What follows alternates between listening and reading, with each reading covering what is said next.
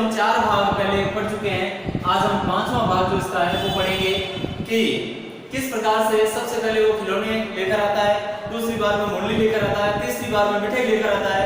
तो उससे मिठाई खरीदती हुई चुन्नू मुन्नू की माँ जो कि विजय बाबू की पत्नी और रोहिणी जिसका नाम, वो उसके बारे में जानना चाहती है। वो उससे सवाल कर बैठती है कि आप इस प्रकार की व्यवस्थाएं जो करते हैं इनसे आपको क्या मिलता है, इससे आपका भरण पोषण कैसे होता है, आप ऐसे ही व्यवसाय क्यों करते हैं। तब वो कहता है कि मुझे और कुछ नहीं मिलता, खाने को मिल जाता है, कभी कभार नहीं भी मिलता है तो सुख, धैर्य और संतोष जरूर मिलता है, वही मैं चाहता हूँ। जब वो इस प्रकार की बातें करने लगा तो रोहिणी उसके बारे में और भी ज्यादा जानने की इच्छा उसके अंदर जागृत होती है।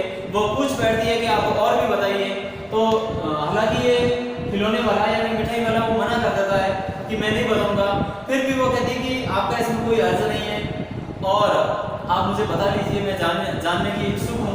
तो इस प्रकार से जब वो बताता है, क्या बताता है देखो, अतिशय गंभीरता के साथ मिठाई वाले ने कहा, मैं भी अपने नगर का एक प्रतिष्ठित आदमी था। अब देखो वास्तविक कहानी इस पाठ की यहाँ से शुरू होती है जो कि अपने को प्रेरणा देगी। इससे पहले हमने उसके जो कार्य थे वो पढ़े, लेकिन वो ऐसे कार्य क्यों करता है वो कहानी यहाँ शुरू होती है।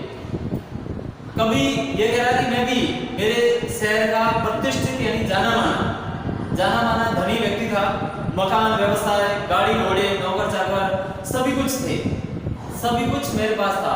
नौकर चाकर थे, व्यवसाय था, गाड़ी थी, बैंक बैलेंस था, अच्छा सा मकान था, स्त्री थी, छोटे छोटे 2 बच्चे भी थे।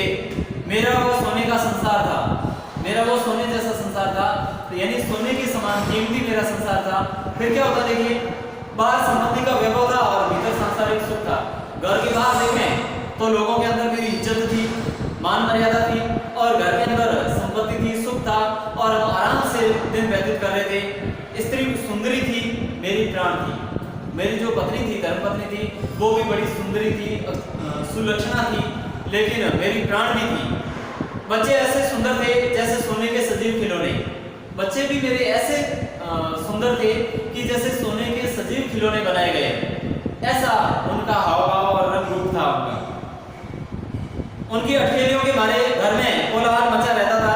समय की गति है, उनकी अठखेलियां होती थी, बच्चों के आपस में घर में कोलाहल रहता था।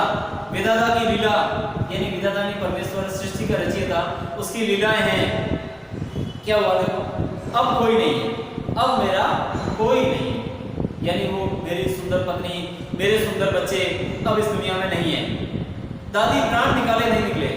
दादी से कहता है कि दादी माँ प्राण निकाले नहीं निकले, बस मेरी तो सांस नहीं उठली, बाकी सब बुरा ही हुआ है। इसलिए अपने उन बच्चों की खोज में निकला हूँ। इसलिए वो जो 2 बच्चे, सुंदर सुंदर बच्चे थे मेरे, सोने के समान, सजीव खिलौनों के समान, उन बच्चों को ढूंढने निकला हूँ। वे सब अंत में होंगे तो कहीं यहीं, वे सब होंगे तो अंत में कहीं यहीं अपने ही आसपास के शहरों में ही कहीं होंगे। उन बच्चों को खोजने निकला हूँ। तो देखिए आगे क्या होता है, आखिर कहीं ना कहीं जन्मे ही होंगे, आखिर कहीं ना कहीं जन्मे होंगे। इसका मतलब वो दुनिया में नहीं थे, एक बार उनकी मृत्यु हो चुकी है, अब वो उनको खोजता फिरता है। उस तरह रहता, घुल मिलकर मरता, उस तरह रहता है। यानी पहले जिस प्रकार से जो भरा पूरा परिवार चल रहा था, उनके साथ में जिस प्रकार से वो सुख से जीवन व्यतीत कर रहा था, वैसे रहता। तो ये कह रहा है कि मैं सुख घुल मिलकर मरता, इस तरह सुख संतोष के साथ मरूंगा। इस तरह जिस तरह मैं काम कर रहा हूँ, ये जो खिलौने बेच रहा हूँ, तो बच्चों के साथ में सुख संतोष मिलता है, उसके साथ मरूंगा। इस तरह के जीवन में कभी कभी अपने उन बच्चों की एक झलक सी मिल जाती है। ऐसा जान पड़ता है जैसे वे इन्हीं में उछल कर हंस खेल रहे हैं।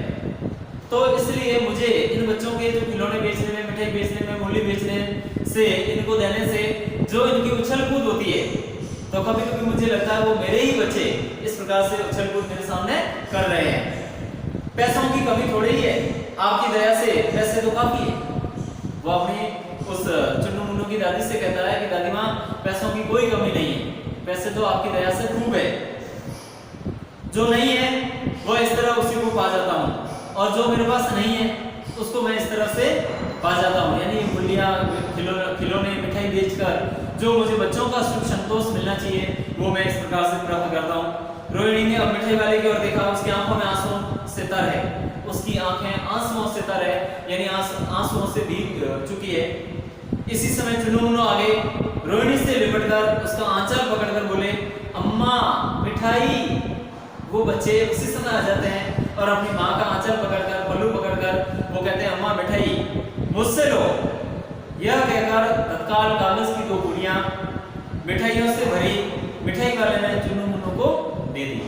उसको मिठाई वाले का प्रेम भी उन बच्चों के प्रति उमड़ पड़ा, इस कारण से उसने 2 कागज निकाले और कागज में वो मिठाई की 2 पुड़ियां बनाई और उन बच्चों के लिए तैयार करके दे दी।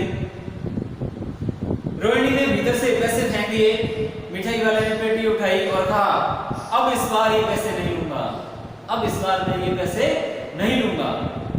रोहिणी ने अंदर से पैसे दिए उसको, लेकिन उसने मिठाई के पैसे भी नहीं लिए। दादी बोली, अरे अरे नाना अपने पैसे लिए जा भाई, अरे नाना ऐसा मत कर भाई, ये पैसे अपने लिए जा। तब तक आगे फिर सुनाई पड़ा उसी प्रकार मादक मधुर स्वर में, बच्चों को बहलाने वाला मिठाई वाला। तो इस प्रकार से वो मिठाई वाला उस बार मिठाई देकर चुन्नू मुन्नू को आगे बढ़ जाता है। तो ये भगवती प्रसाद वाजपेयी द्वारा लिखा गया यह पाठ, यह कहानी, जो कि इस प्रकार से अपने को प्रेरणा देती है कि व्यक्ति को सुख संतोष केवल पैसे ही नहीं दे सकता, उसका परिवार भी होना चाहिए, उसके मिलने वाले परिवार के सदस्य होते हैं, उनके साथ में वो सुख शांति पा सकता है। कभी भी हमें भी इस प्रकार का व्यवहार नहीं करना चाहिए जिससे कि परिवार टूटे या परिवार से हम बिछुड़ कर रहें। तो हमेशा अपने परिवार के साथ में, बड़े पूरे परिवार के साथ में जो आनंद मिलता है वो आनंद अकेले में या पैसों से नहीं मिल पाता है। तो आज का ये अपना पाठ यही पूरा होता है। धन्यवाद।